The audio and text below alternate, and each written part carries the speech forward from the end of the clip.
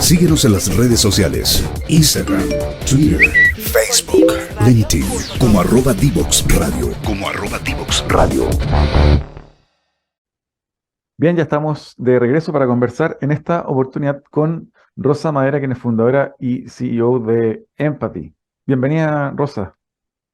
Hola, buenos días, Ángel. Muchísimas gracias por tu invitación. Bueno, por tu acento, obviamente, no eres local, no eres chilena. Cuéntanos un poquito, siempre partimos hablando de los invitados, cuéntanos un poquito de tu historia para quienes no te conocen y cómo llegaste hoy a nuestro país y, bueno, y liderando este proyecto del cual vamos a hablar, en particular de instrumentos financieros innovadores para movilizar un futuro mejor. Probablemente vamos a hablar también de inversión de impacto. Cuéntanos un poquito acerca de quién es Rosa Madera. Pues sí, mira, ahora que llevo aquí ya, pues sí, española ya, pero como diría Alejandro Sanz, que la gente se ríe ya con el corazón compartido ya. No sé si soy de Chile o de España, porque yo llevo muchos años aquí. Llegué en el año 2004, en plan, ya unos años un cambio a América Latina. Mi mamá era cubana, ya falleció y siempre me interesó mucho América Latina. Había trabajado ya muchos años en España. Bueno, soy abogada con varios másteres y he trabajado mucho en temas de fondos europeos y con los municipios en estos temas de impacto social y fondos europeos. Y la verdad que vine, oye, pues unos años, mi marido es chileno, español, suizo, una mezcla, y nunca imaginé que iba a estar tantos años. Vine como una aventura de 3 o 4 años y en algún minuto me vuelvo a Madrid o wherever, ¿no? O a Londres, y no, de Madrid a Chile y en Chile estoy. Así que feliz también con este país, que la verdad que me ha entregado muchísimas oportunidades y muchísimo conocimiento y efectivamente desde Empathy un poco, bueno, llegué a Empathy o creé Empathy también por una trayectoria anterior, ¿no? Que si quieres un poco te explico, la que cuando llegué a Chile pensé, oye, con todos los tratados internacionales que hay de la Unión Europea, los TLCs, pues año 2004, y con toda mi visión internacional, idiomas y, bueno, másters en Administración Pública y Unión Europea, etcétera, pensé, pues a lo mejor puede ser que sea un aporte en todos estos tratados, ¿no? De libre comercio, pero la verdad que no hubo muchas oportunidades en ese minuto. Y me acerqué a la Universidad de los Andes, universidad que, la que tengo mucho cariño, y la que creyeron en mí. Les dije, oye, me parecía que Chile estaba súper americanizado. Y dije, qué raro que americanos son en este país y que poco se habla de la Unión Europea. No puede ser que nadie hable de la Unión Europea, todo el mundo habla de Miami, San Francisco, Nueva York. Y me pareció muy, muy extraño. Y la verdad que me fui a la Universidad de los Andes sin conocer mucho a la gente. Y dije, oye, ¿por qué no creamos un diplomado de Unión Europea? Y hablamos más de la Unión Europea, la política regional de la Unión Europea, el medio ambiente, bueno, temas de igualdad, etcétera, etcétera. Y la que fue muy interesante porque fui profesora ahí varios años, creé diplomados, la cátedra de Jean Monnet de lo que tenía que ver con la Unión Europea, bueno, una universidad pues obviamente muy, muy bonita, que casi que me apetecía ya casi ser estudiante y no profesora, llegar ahí a esas montañas increíbles. Y bueno, fue muy interesante, pero yo soy una persona de acción y la verdad que solo dar clases no me parecía como suficiente, quería como aportar más. Y bueno, de hecho di clases luego en la Academia Diplomática, la Universidad de Concepción, la Universidad del Pacífico, bueno, varios lugares que me fueron llamando para estos temas. Trabajé mucho en la Asociación de Estudios Europeos, monté mucho que los profesores de Unión Europea en diferentes universidades se conocieran y a mí me encanta como el tema de las redes y articular. Y a raíz de eso también, pues la verdad que empecé a ver también que había mucha empresa familiar en Chile, pero que no había un lugar donde se juntaran, ¿no? Estaba la SNA o la CPC, etcétera, pero ¿dónde están las empresas familiares? No hay una asociación gremial que las una. Y ahí con un grupo de personas co-creamos la Asociación de Empresas Familiares. Esto fue Ángel tipo 2008, ¿no? Llegué el año en 2004, esto fue en el 2008. Y trabajé del 2008 al 2011 en esta asociación de empresas familiares, que fue muy interesante porque copiamos un poco el modelo español, el Instituto de Empresa Familiar. No lo llamamos Instituto de Empresa Familiar, sino aquí asociación, que era un nombre más ad hoc para Chile. Y el rol de la mujer en la empresa familiar, el rol de los jóvenes en la empresa familiar, pero como es novo, que no había en España y que a mí me parecía muy importante incluirlo en Chile, era el rol de las fundaciones. Porque me di cuenta que había mucha fundación dando vuelta, obviamente fundaciones grandes también de familias empresarias donantes, etcétera, pero que se conocía muy poco, que la cultura filantrópica no era muy visible, no era muy transparente, etcétera. Entonces, bueno, ahí aprendí mucho de filantropía, me tocó un poco conocer más todo el mundo empresarial, cómo funcionaba, cómo eran las empresas familiares, las nuevas generaciones, las mujeres, sus preocupaciones. Aprendí muchísimo y fue un gran trampolín para mí, porque de ahí es cuando me llamó luego ya Felipe Ibáñez a crear su fundación familiar. Cuando vendió Líder a Walmart, bueno, obviamente con entrevistas varias y procesos, y con muchísima ilusión empecé a trabajar con él y su familia, pues bueno, con todo lo que conlleva trabajar con una familia empresaria de alto patrimonio, ¿no? Y sobre todo, bueno, muy humilde, muy cariñosa y con muchísimas ganas de hacer cambios en Chile. Y fue muy bonito, la verdad que fue un proceso muy bonito, Ángel, que recuerdo con muchísimo cariño, porque al final, claro, fue 5 años de full con una familia, con el family office, viajando mucho a Estados Unidos, a España, a Colombia, un poco no ya visibilizando y ya viendo un poco esto que se venía, ¿no? De la economía de impacto, del triple impacto, de unas fundaciones familiares mucho más modernas, más transparentes, más trazables, más tangibles. Y me tocó viajar mucho por Chile, obviamente, conocer muchísimas regiones y ver obviamente también todos los problemas que hay en diferentes áreas, ¿no? Medio ambiente, educación, salud, etcétera, que un poco, bueno, uno lo intuía, no hay que tampoco hacer un máster para verlo, pero esa desigualdad, esos problemas que tenemos sociales y esos desafíos que existen en Chile y en muchos países de América Latina y en el mundo, yo creo que en general. Entonces fue muy interesante porque aprendí muchísimo y obviamente también pues me conecté mucho con otras familias empresarias y vi mucho las problemáticas, ¿no?, de las que vamos a hablar ahora respecto a cuántas non-profit, organizaciones sociales están dando vueltas, cuántas se crean, cómo tienen que mejorar sus modelos de negocio, etcétera. Y de ahí después de trabajar con Felipe dije, bueno, ¿qué hago ahora? Ya con 40 y tantos años, ¿qué me animo a hacer ahora en mi vida? Y dije, bueno, pues la verdad que sé de familias empresarias, sé de impacto, sé que las organizaciones sociales necesitan apoyo y tienen que estar mucho más profesionales. Como que un poco visualicé todo lo que estaba pasando y que necesitaba como una organización que apoyara la profesionalización de esta área y me animé a crear Empathy, ¿no? Esta organización que tengo la fundación y la SPA, yo digo que es una organización con propósito social y ambiental, porque al final quiero, o sea, tengo mi visión esa de apoyar en todo lo que tiene que ver con el impacto social y medioambiental y apoyamos a familias empresarias, a fundaciones, a empresas, a organizaciones en general que quieran mejorar su impacto social y medioambiental. Son asesorías muy tailor-made, ¿no? No es lo mismo trabajar con una familia empresaria que con una empresa, no es lo mismo crear una fundación familiar que una fundación corporativa, no es lo mismo hacer una estrategia de sostenibilidad para una empresa multinacional que para una empresa local, etcétera. Entonces, bueno, así como a grosso modo, no sé si es suficiente. Sí, absolutamente. Pero ahí te quería preguntar un poco en torno a, dada tu experiencia, este concepto de la filantropía que también empieza a aparecer. Hay un centro en algunas universidades en torno al tema filantropía. Eh, Cuéntanos un poquito tu percepción en torno a cómo, efectivamente, tal como mencionabas, las empresas familiares, las familias que crean empresas luego les va bien en el tiempo, quieren devolver la mano, quieren generar algún impacto social superior y claro, está el surgimiento de las fundaciones por un lado, está el surgimiento de brazos filantrópicos, está luego el surgimiento de otras iniciativas que vamos a hablar luego como inversión de impacto. ¿Cómo ves o cómo has visto en estos años que llevan en Chile este cambio o estas iniciativas de filantropía por parte de empresas familiares? Sí, muchas gracias por la pregunta, Ángel, porque efectivamente es muy importante lo que me estás preguntando. O sea, yo un poco, también mi misión desde Empathy es democratizar la filantropía, ¿no? Porque finalmente la filantropía siempre estaba muy ligada, ¿no?, a que tener mucho dinero o que ser millonario. Yo siempre la estoy bajando porque la filantropía para mí es tiempo, talento, dinero y ties, ¿no? Dicen los americanos, también esas conexiones. Time, talent, resource and ties. Y sí veo un cambio, además, un poco en todo este proceso desde 2008 que empecé, 2011 que empecé a trabajar con Felipe Ibáñez, 2017 que creé Empathy, ahora que ya estamos en 2023, todos estos cambios, ¿no? De esa bajada, de que la gente entienda más lo que es la filantropía, quién puede ser filántropo, y luego las empresas familiares, como tú dices, y las familias empresarias, como también empiezan a desarrollar una filantropía más profesional, por decirlo de alguna manera, ¿no? Salirse del cheque de la donación o salirse de, bueno, alguien de la familia trabaja porque, oye, no quiere meterse en los negocios, entonces trabaja en la filantropía, a decir, creamos una estructura, ponemos una dirección ejecutiva, medimos el impacto. Ha sido un proceso.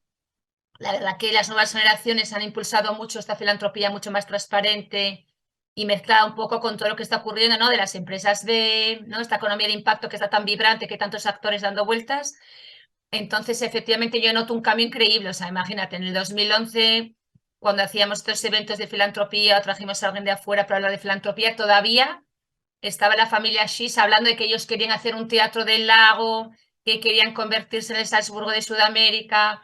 Estaban Aptus y los SIP, colegios de Marte, hablando de todo lo que estaban haciendo con sus colegios. Muchas fundaciones familiares todavía no se habían creado, se empezaron a crear muchas de ellas en el año 2011 y 2012. Grandes fundaciones en ese año se crearon muchas. También cambió ahí también la ley en algunos casos, ¿no? Que las fundaciones se hacían en 3 meses después, primero con el Ministerio de Justicia se tardaba hasta 1 año y medio. Pero sí, la verdad que yo siempre soy una persona muy positiva y en ese sentido veo mucha mejora y lo que tú dices también, estos centros, cuando yo estaba trabajando con Felipe Ibáñez, se creó recién el centro, me acuerdo cuando Valeria Aninat me llamó para preguntarme de mis viajes por el mundo, para que ella también, sus temas también de filantropía del CEFIS, bueno, lo que se creó era el CEDIS, etcétera. Y es una cosa que yo también anhelaba, ¿no? Decía, qué raro que en las universidades no empiecen a hablar de estos temas más de impacto y de hecho algunas veces hasta les propuse cátedras de impacto, cátedras de filantropía, pero como no iba con el financiamiento, no me pescaron mucho, como se dice en Chile. Posteriormente, bueno, muchas de ellas, gracias a bancos y familias empresarias y todo, lo pudieron crear. Así que no, contenta con este cambio y sí siento que las familias empresarias, hay muchos conceptos dando vuelta, Ángel, entonces que también hay que diferenciar lo que es la filantropía, lo que es el impacto, lo que es ESG. Como decís en Chile, a veces el impacto como que se está chacreando, ¿no? Todo el mundo, no, soy emprendedor de impacto, soy emprendedor social de impacto, yo quiero hacer impacto. Bueno, ¿qué es el impacto? Hay que hacer la Ah, bajada. ahí está un punto interesante para preguntarte efectivamente este concepto también de la innovación social que surgió hace años, que también se entremezcla con esto de la filantropía, el emprendimiento con propósito. Luego, claro, viene conceptos como responsabilidad social empresarial, hoy ESG, y con mucho marketing, ¿cierto? Hay mucho tal vez uso en algunos casos de estos elementos para brandearte a ti mismo como empresa, como un precursor de los cambios o una empresa más verde. Bueno, se habla de este concepto del greenwashing también, ¿cierto? De cómo las empresas se quieren ver verde, pero en la última línea del balance no se ve tan reflejado eso. Cuéntanos un poquito también tu visión, ya hablamos de las familias, las fundaciones familiares. ¿Cómo lo ves desde el lado corporativo? Empresas corporativas en Chile o Sudamérica que te parezca que están comenzando a transformarse en torno a cómo ven y cómo toman el impacto que generan en las comunidades respecto de sus colaterales negativos. ¿Cómo se están haciendo cargo? Mira, es muy importante tu pregunta porque efectivamente nos está tocando trabajar con varias empresas y en sus estrategias de sostenibilidad, relacionamiento comunitario, hay mezcla de las palabras, ¿no? A veces incluso hay que empezar un poco con algunos talleres y workshops para alinear conceptos, ¿no?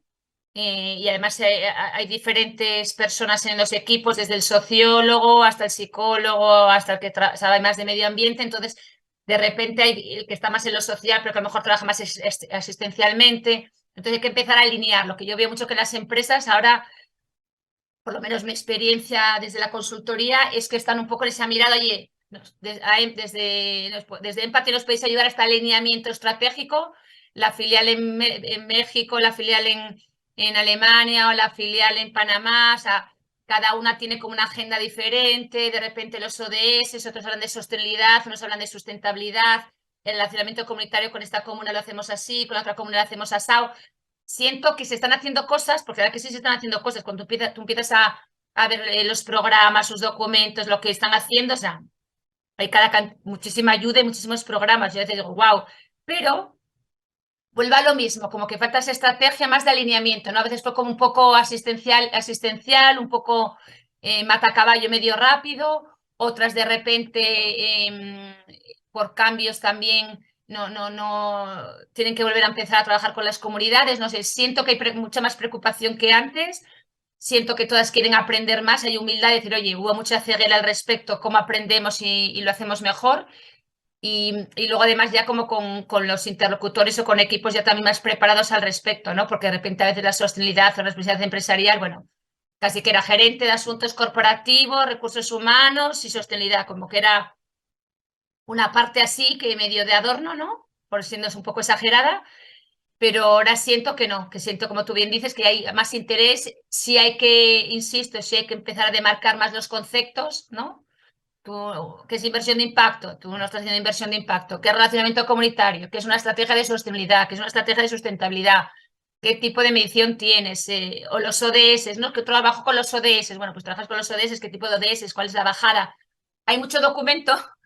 El mundo corporativo de repente tiene una cantidad de documentos increíbles y hicimos todo eso, pero bueno, ¿cómo lo estás implementando? Y ahí de repente algunos fallan en la implementación, la bajada no lo hacen bien, faltan equipos, pero efectivamente yo estos últimos, yo creo que desde la pandemia hasta ahora, diría que desde el 2019-20 hasta ahora, siento una preocupación mayor, yo creo que también por el estado de lo que ocurrió en Chile, ¿no? De nuestra contingencia social, etcétera. Siento que hay una mayor preocupación, muchísimas más ganas, y no criticando de que antes no hubiera preocupación, sino que como los temas, ¿no? Hay temas que no se les da tanta fuerza, ¿no? Como puede ser la diversidad, la inclusión, eran empresas más preocupadas en su modelo de producción, productividad, lucro, con algún trabajo con comunidades, pero ahora ya hay una visión mucho más sistémica y más de desarrollo real y de trabajo. Yo hablo mucho de esta palabra, Ángel, de bottom-up, de que trabajar vertical, hay que trabajar mucho más con las comunidades y conocer bien sus intereses y necesidades, que también yo creo que a veces era como muy vertical. Bueno, ellos necesitan esto, se lo pongo, les ayuda así, asado, pero faltaba esta relación más sinérgica, sistémica, y bueno, que la gente te lo dice, pero siento humildad, ganas de hacer cambios, equipos mucho más preparados, gente joven entrando preparadísima y con una garra increíble. Y la verdad que yo también humildemente aprendiendo muchísimo cuando trabajo también con las empresas, porque cada empresa es un mundo, no es lo mismo una empresa de molibdeno, con una empresa de retail, con una empresa internacional. Entonces entras y dices tú, wow, en este mundo corporativo llegas y dices tú, ¿qué es esto, no? Y cómo se mueve internamente, así que sí, siento que hay cambios para bien.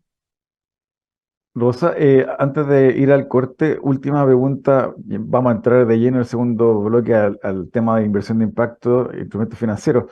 Eh, pero a tu juicio, previo a eso, eh, ¿cuáles son los elementos que tú ves hoy en el ecosistema chileno que dan luces de que esta temática, la inversión de impacto o elementos o instrumentos financieros que generen impacto, qué luces o qué elementos te dan luces a ti de que puede funcionar en la inversión de impacto, de que tiene vida útil larga la inversión de impacto en Chile y Latinoamérica? ¿Cómo lo ves?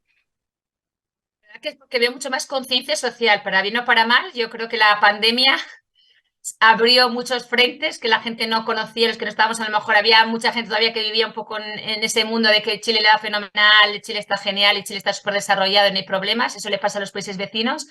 A mí me sorprendía, dije, uff, es que no salen de sus 5 comunas, está claro, porque creer que va fenomenal, claro, era una mirada un poco muy ciega de algunas cosas y sí siento y hay esa conciencia. Entonces la gente tiene esas ganas de mejorar y buscar instrumentos. Yo creo que el desafío es que haya más presupuesto, que también los family office se preocupen más ya no solo del venture capital, sino también del venture philanthropy, de la inversión de impacto y que se preparen porque los rendimientos financieros, como sabemos, no son diferentes. Bueno, luego lo vamos a ver, pero sí siento mayor preocupación desde todas las cátedras que se están creando, finanzas sostenibles también en la Finisterre, de la que yo soy también profesora. O sea, está pasando mucho. Yo creo que el Pacto Global, todo lo que son las ODS, el BID también potenciando mucho en Chile proyectos. Yo antes me sentía, ¿no? Antes de la pandemia, que hablaba al final con un grupo que somos los que estamos llevando hace tiempo, cada uno desde su sombrero los temas. Tú que también eres parte de GSG, de este NAV que se creó reciente, en el año 2020, ¿no? Que se iba a hacer en Chile el evento, no pudo ser por la contingencia, tuvimos que ir todos corriendo a Buenos Aires al evento. O sea, hay preocupación, yo soy positiva, o sea, siempre uno quiere más. A mí me toca apoyar una startup de temas de matemáticas y costó muchísimo que los family office apoyaran, que entendieran, que se metan en estos temas. Todavía a veces me impresiona porque, claro, en las páginas web suena como que sí, hacemos impacto, pero otra cosa es con guitarra. Pero sí siento que como tú dices, la vida útil, para mí es que no es vida útil o no vida útil, Ángel, para mí es que ya vino para quedarse. O sea, el triple impacto vino para quedarse. No hay un mundo ahora o sea, no hay decisión económica, no hay empresa, no hay organización que en su modelo de negocio no tenga que estar preocupada del impacto social y medioambiental. Para mí ya es un must. Rosa, te quiero invitar a una breve pausa para que luego entremos de lleno a hablar de Empathy y también de instrumentos financieros, inversión de impacto, entre otros. Así que espérenos 2-3 minutos, volvemos con Rosa Madera a seguir hablando sobre instrumentos financieros para el impacto. Divoxradio.com. Codiseñando el futuro.